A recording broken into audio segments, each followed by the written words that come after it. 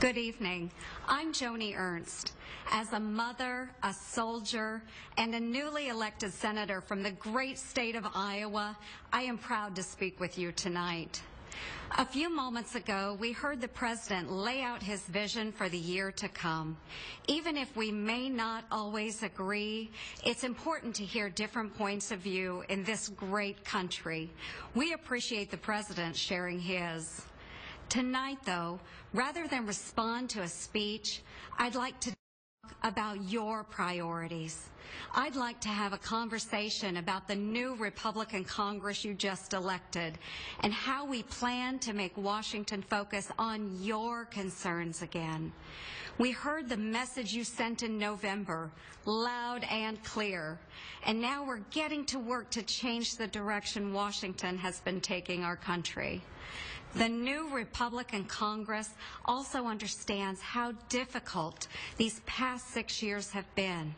For many of us, the sting of the economy and the frustration with Washington's dysfunction weren't things we had to read about. We felt them every day. We felt them in Red Oak, the little town in southwestern Iowa where I grew up and am still proud to call home today. As a young girl, I plowed the fields of our family farm. I worked construction with my dad. To save for college, I worked the morning biscuit line at Hardee's. We were raised to live simply, not to waste. It was a lesson my mother taught me every rainy morning. You see, growing up, I had only one good pair of shoes. So on rainy school days, my mom would slip plastic bread bags over them to keep them dry. But I was never embarrassed because the school bus would be filled with rows and rows of young Iowans with bread bags slipped over their feet. Our parents may not have had much, but they worked hard for what they did have. These days, though, many families feel like they're working harder and harder with less and less to show for it, not just in Red Oak, but across the country. We see our neighbors agonize over stagnant wages and jobs. We see the hurt caused by canceled health care plans and higher monthly insurance bills. We see too many moms and dads put their own dreams on hold while growing more fearful about the kind of future they'll be able to leave to their children. Americans have been hurting, but when we demanded solutions too often, Washington responded with the same stale mindset that led to failed policies like Obamacare. It's a mindset that gave us political talking points, not serious solutions. That's why the new Republican majority you elected started by reforming Congress to make it function again. And now we're working hard to pass the kind of serious job creation ideas you deserve. One you've probably heard about is the Keystone Jobs Bill. President Obama has been delaying this bipartisan infrastructure project for years, even though many members of his party, unions, and a strong majority of Americans support it. The President's own State Department has said Keystone's construction could support thousands of jobs and pump billions into our economy and do it with minimal environmental impact. We worked with Democrats to pass this bill through the House. We're doing the same now in the Senate. President Obama will soon have a decision to make. Will he sign the bill or block good American jobs? There's a lot we can achieve if we work together. Let's tear down trade barriers in places like Europe and the Pacific. Let's sell more of what we make and grow in America over there so we can boost manufacturing wages and jobs right here at home. Let's simplify America's outdated and loophole-ridden tax code. Republicans think tax filing should be easier for you, not just the well-connected. So let's iron out loopholes to lower rates and create jobs. not pay for more government spending. The President has already expressed some support for these kinds of ideas. We're calling on him now to cooperate to pass them. You'll see a lot of serious work in this new Congress. Some of it will occur where I stand tonight, in the Armed Services Committee room. This is where I'll join committee colleagues, Republicans and Democrats, to discuss ways to support our exceptional military and its mission.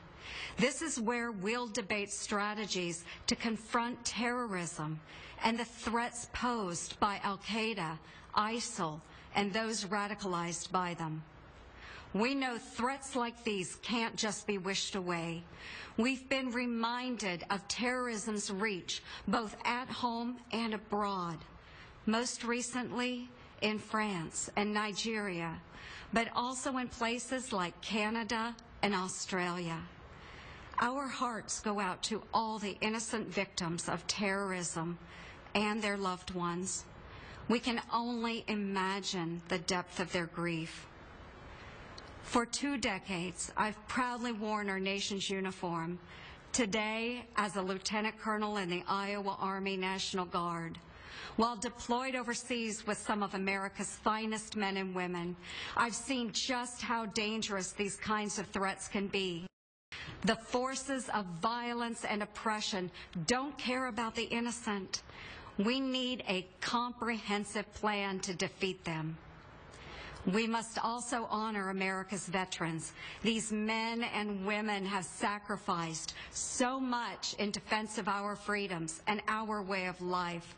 They deserve nothing less than the benefits they were promised and a quality of care we can all be proud of.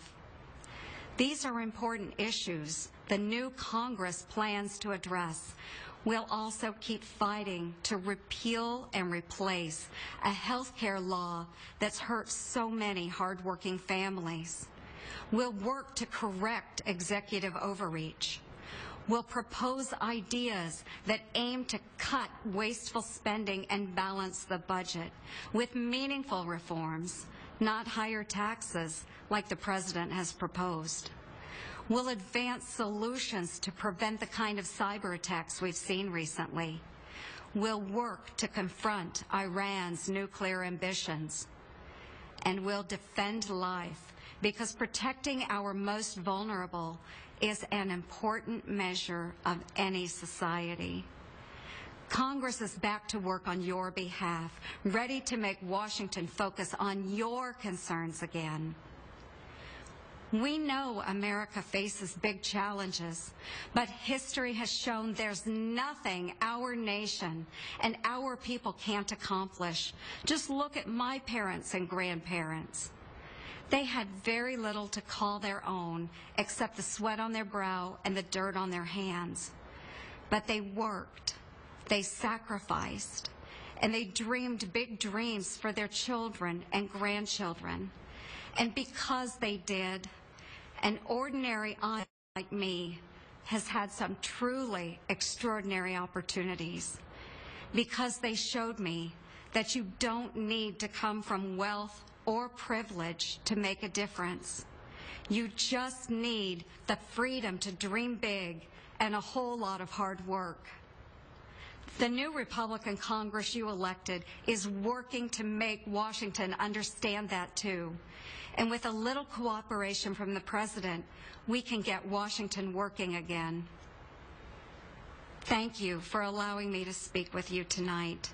May God bless this great country of ours, the brave Americans serving in uniform on our behalf, and you, the hardworking men and women who make the United States of America the greatest nation the world has ever known.